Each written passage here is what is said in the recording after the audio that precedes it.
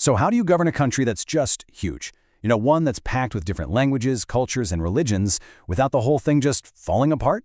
It's a massive question in politics, right? Well, the answer often comes down to one really powerful idea: federalism.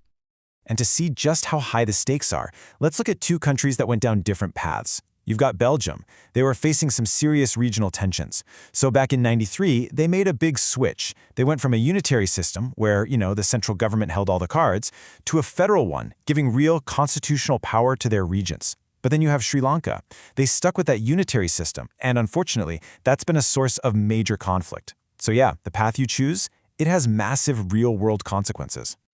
All right, so here's our game plan for today. First, we're going to tackle the big question: what even is federalism? Then we'll dive into our main case study, India as a federal union. After that, we'll see how federalism is actually practiced in the real world, look at how that gives power to the people, and wrap it all up with what I'm calling the Great Balancing Act. Okay, let's get right to the heart of it. What exactly is this system of shared rule we call federalism? So here's the official definition. Federalism is basically a system where power is divided up between a central national government and all the other parts of the country, like states or provinces. Now, the key word there is divided. This isn't just the central government lending out power that it can take back whenever it wants. No, in a true federal system, both levels of government have their own authority guaranteed. And this whole setup has some really key features. First, you've got 2 or more levels of government. Second, each of those levels is governing the same citizens, but they're in charge of different things. They have their own jurisdictions. Third, and this is huge, their authority is written right into the Constitution. One level can't just wake up one day and get rid of the other. And if you want to make a fundamental change to the system, both sides have to agree. Now, what happens if they disagree? Well, that's where the courts come in. They act like an umpire. And finally, and this is so important, each level has its own way to make money, its own sources of revenue. That's absolutely critical for them to be independent. Now, not all federations are built the same way. They usually come about in one of 2 ways. First, you've got the coming together model. This is like the US or Australia, where a bunch of independent states basically said, hey, let's team up to form a bigger country. In these systems, the states tend to be pretty powerful, just as powerful as the central government. Then there's the holding together route. This is for big, diverse countries like India or Spain.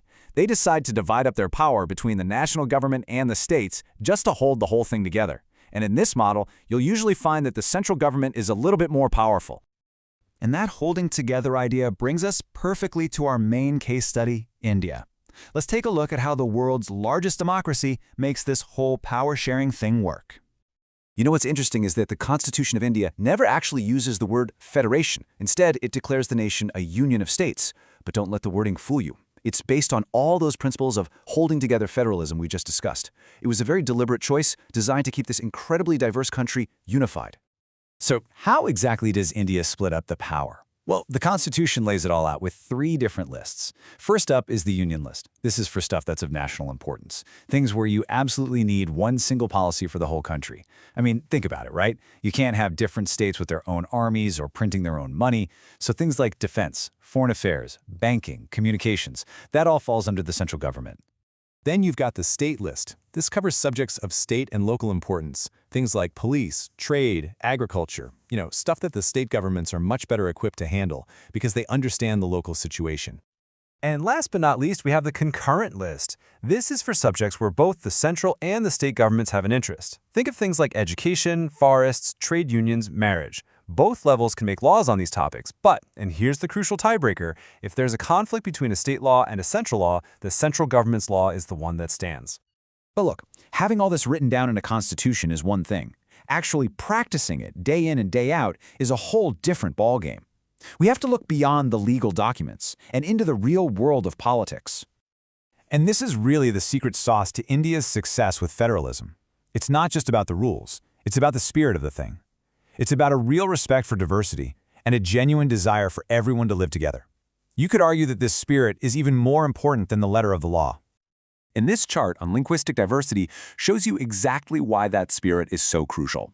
Take a look. Hindi is the mother tongue for about 44% of people. That's a lot, but it's not a majority. No single language is. So instead of trying to force one language on everyone, which, let's be honest, could have torn the country apart, India's leaders officially recognized 22 scheduled languages. That right there is a perfect example of respecting diversity in practice. And the practice of federalism has really evolved over time, too.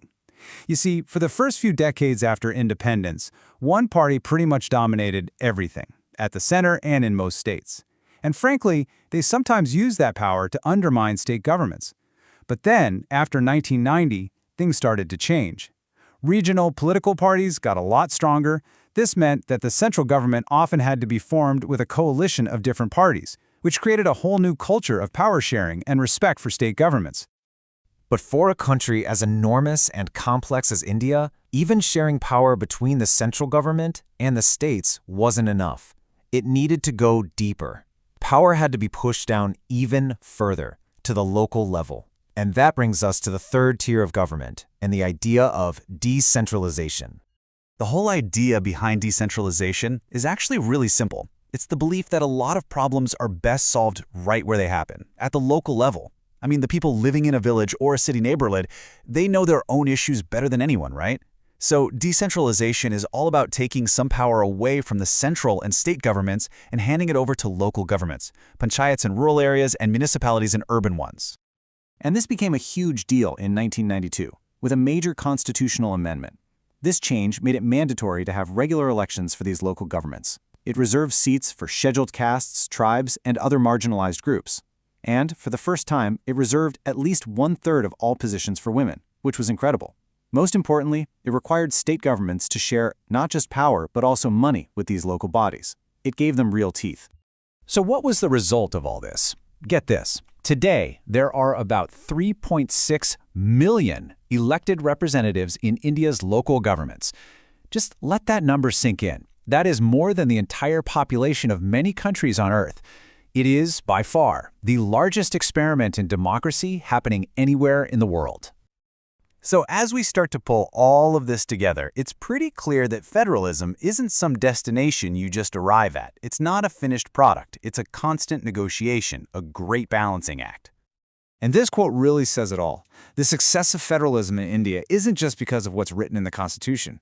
It's because the country's democratic politics managed to build these shared ideals, respect for diversity, and a desire to live together. It's an incredible political achievement. Ultimately, federalism is all about that constant negotiation between unity and diversity. It's a challenge that's never really solved for good. And so that leaves us with one final thought. As the world keeps changing, what do you think the next chapter in this incredible power-sharing story is going to be?